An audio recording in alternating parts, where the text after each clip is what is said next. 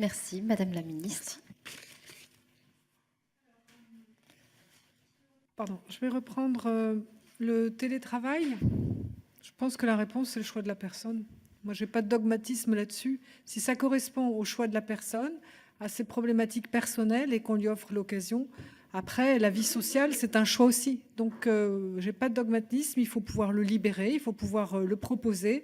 Et ça répond à son choix de vie ou pas.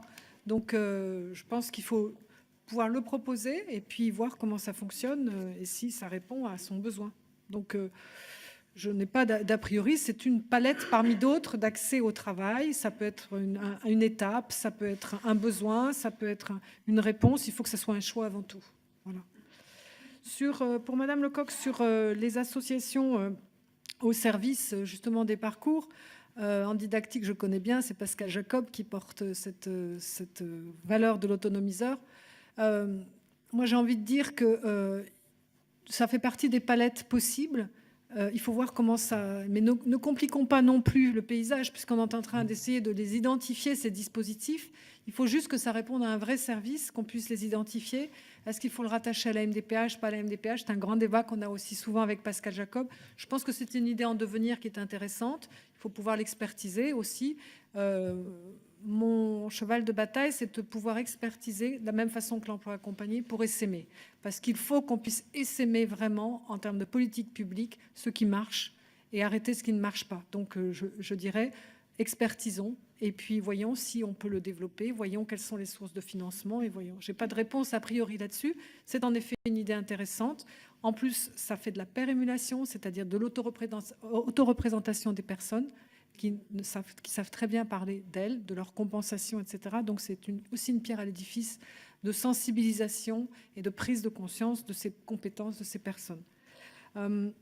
Pour Monsieur Serville sur la Guyane, j'ai bien entendu votre problématique. Je pense que sur le fait de l'emploi aidé qui est porté par l'ARS, je partage assez votre opinion que c'est un message très médico-social qu'on a envoyé aux entreprises. Je le répète que c'est une expérimentation, que j'y serai extrêmement, vraiment sensible à l'évaluation de cette expérimentation pour voir comment la démultiplier. Et je pense que ça pourra nous amener à réfléchir sur la montée en qualification du service public de l'emploi sur ces personnes accompagnantes. Donc, il faut le prendre comme une première expérimentation, mais mettre le paquet sur l'évaluation. Et c'est pour ça que j'ai demandé à ouvrir le premier comité de pilotage le 5 mars, d'être présente pour vraiment montrer tout l'intérêt que je porte à cette expérimentation. Donc, nous vous tiendrons informés sur comment elle se développe. L'autre façon aussi de travailler, c'est l'expérimentation de Pôle emploi sur les bassins. Alors, il y aura une expérimentation en Martinique, mais on peut peut-être tout à fait voir avec Pôle emploi, voir si éventuellement la Guyane pourrait faire partie d'un des territoires. Donc, je soulèverai votre question auprès de Jean Basser pour la proposer éventuellement, si vous avez un territoire qui est partant, mobilisé, pour apporter une vraie réponse à l'insertion professionnelle. Sur le devenir de la gouvernance de la GFIP et du FIPHP, je ne vais pas vous apporter de réponse parce que c'est l'ouverture justement de la concertation qui va nous amener toutes les solutions. Ça en fera partie, mais c'est surtout la mise en synergie de tous ces opérateurs spécialisés qu'il nous faut repenser. C'est la chaîne complète. Donc, ça viendra certainement. Il faut absolument territorialiser les réponses, avoir des circuits courts. C'est vraiment l'impératif qui doit nous guider. Donc, nous pourrons en reparler dans courant mars, avril, mai, quand nous aurons justement commencé à aborder tous les sujets. J'entends votre problématique de disjonction des réponses. Là, c'est pareil. Je dirais que travaillons sur les territoires. Les territoires ont vraiment une richesse d'expérimentation pour pouvoir travailler sur les ruptures de parcours, éviter les ruptures de parcours et pouvoir embarquer justement cette chaîne vertueuse de l'accompagnement à l'emploi et maintien dans l'emploi.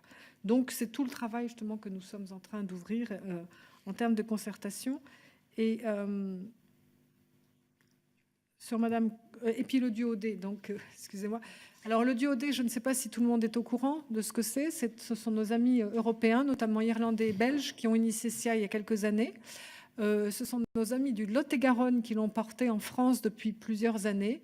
C'est partir de l'idée d'une rencontre, un jour international, qui est le 26 avril, partir d'une rencontre pour découvrir un métier entre une personne valide et une personne handicapée. Donc toute une journée, les entreprises ouvrent leurs portes pour permettre aux personnes handicapées de travailler ensemble, d'apprendre à se connaître, de pouvoir se découvrir, s'acculturer sur les talents et les compétences qu'une personne handicapée a, un métier en devenir, mais tout type de personnes. Donc ce sont nos amis de Lot-et-Garonne et l'ARS qui les accompagnent depuis 3-4 ans pour mettre en relation des travailleurs d'ESAT, des travailleurs d'entreprises adaptées, des travailleurs en milieu ordinaire, qui ont envie, handicapés, qui ont envie de pouvoir accéder justement à d'autres types de métiers.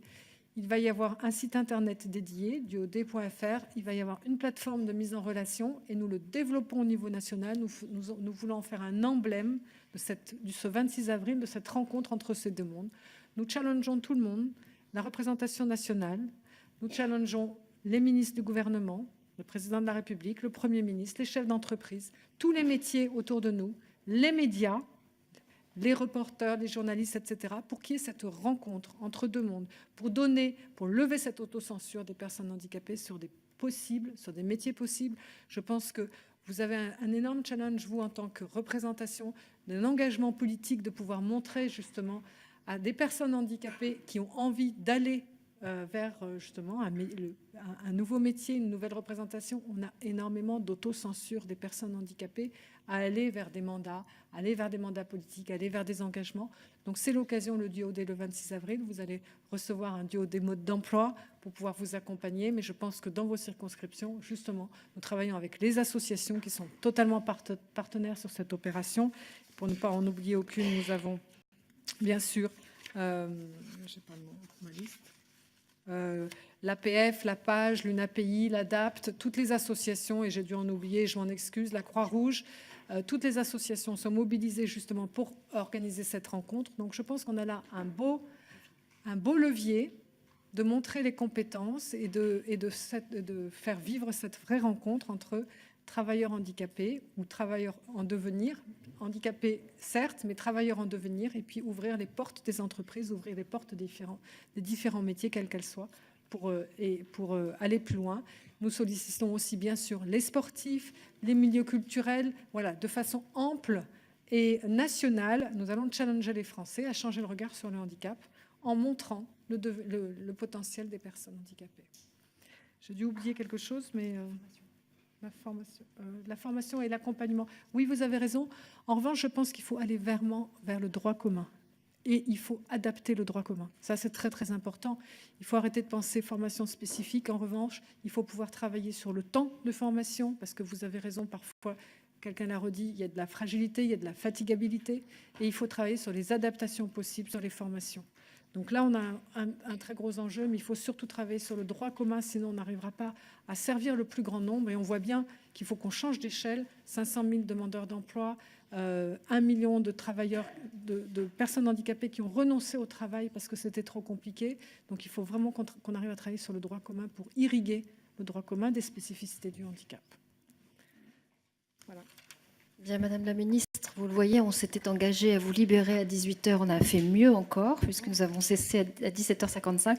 Moi, je voulais vous relever ce que vous avez annoncé sur le duodé. Nous en avions parlé avec Adrien Taquet ensemble, et je voudrais inciter tous les parlementaires de la Commission des affaires sociales à accueillir peut-être en cette journée du 24 ou du 26 avril, parce que ce sera une semaine d'interruption des travaux ici, mais nous serons dans nos circonscriptions. Donc moi, je vous invite, pour ceux qui le peuvent, à accueillir ce jour-là une personne handicapée dans vos permanences parlementaires, si vous le voulez bien, et nous relayerons cette information autour de nous, voilà, sur nos territoires. Merci, Madame la Ministre.